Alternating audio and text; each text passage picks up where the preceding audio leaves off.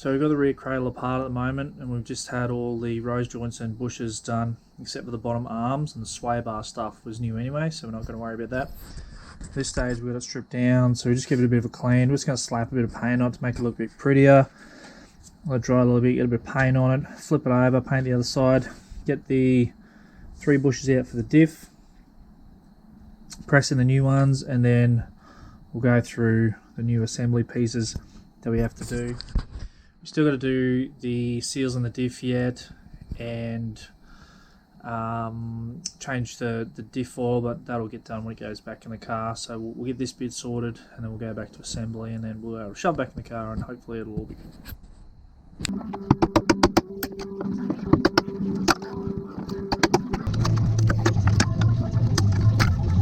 So it turns out all 3 of those bushes had a plastic outer case, so that was easy enough to break all them out. Didn't have to drift them out, so that was good.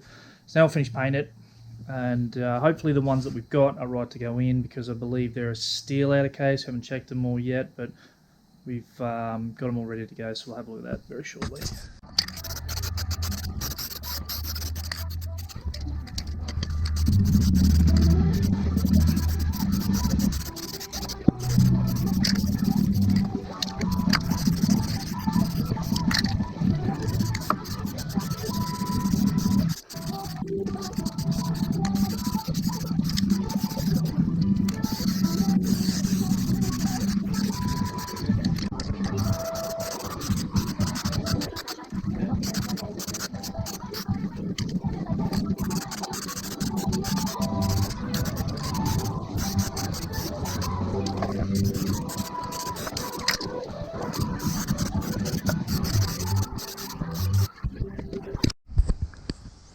Hey, so we're jumping back into the rear cradle assembly. We've thrown a coat of paint on it. Looks a bit sketchy still, but it'll do. So we've got all the arms with the new bushes and everything in it ready to go. All we're going to do is get the diff seals, but we'll chuck that in last. It won't make any difference to the reassembly. So we'll get it all back together now. So these bushes are a compound polyurethane rubber compound that's been specially designed for this particular vehicle that Super Pros put out. So it's quite a good bush apparently. This is what was recommended to use, so we're going to chuck them in and go from there.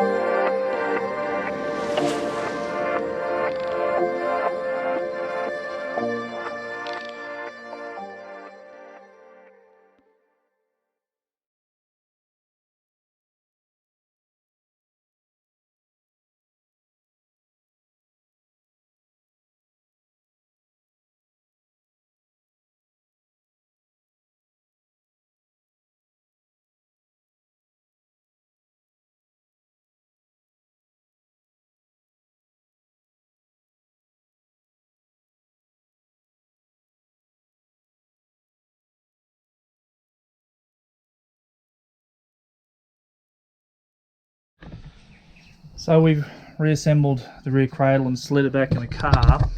We've run into a slight problem in the middle of something that I didn't look at properly, but we've actually jammed the exhaust just in here against the cradle, and this has wedged this in and we can't get this out, so we've got to drop the cradle back out to get the exhaust out. So we'll just quickly do that and then put it all back. Turns out that this bolt here and facing this way hits the strut. So now I've got to take it out on both sides and flip it around. But we ended up cutting the bracket on the muffler.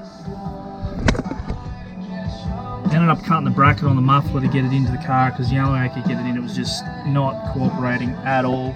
So we'll change these bolts around and hope for the best.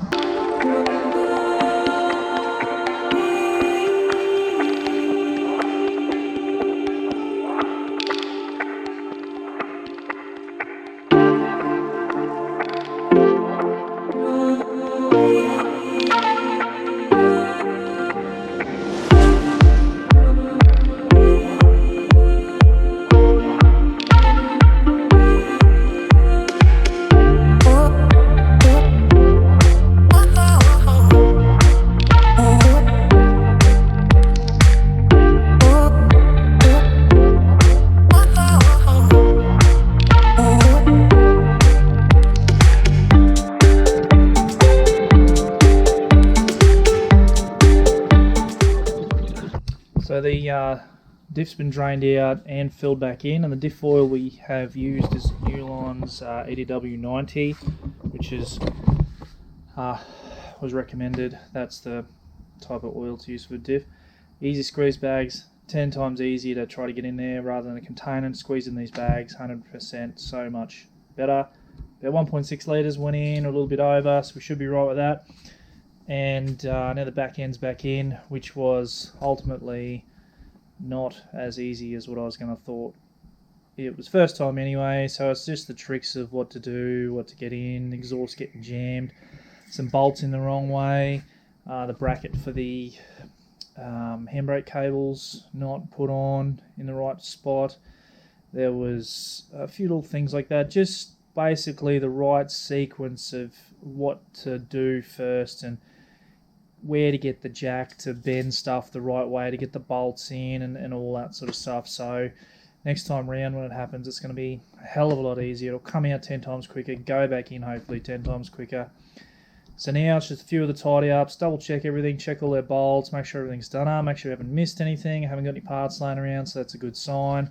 So we're going to finish some cleaning up inside the wheel wells for now, slap the wheels back on, and then we're going to just reposition the car a little bit probably, and then get stuck in the front end. So that's tie rods, timing cover seal, general inspection of everything. I don't know what's going on in there yet until we get in there, so we're going to chuck into that, and hopefully there's no real dramas in there. Probably later on we'll be running new shocks when it goes in the shop to get the wheel alignments and everything done, because the arse end's been pulled apart. It's all out of whack at the moment, so we'll just adjust it up to suit just before we swap the front out, and then later on it'll get fully rectified, so that'll be the best solution for now. So we'll pull the front apart shortly and keep going from there.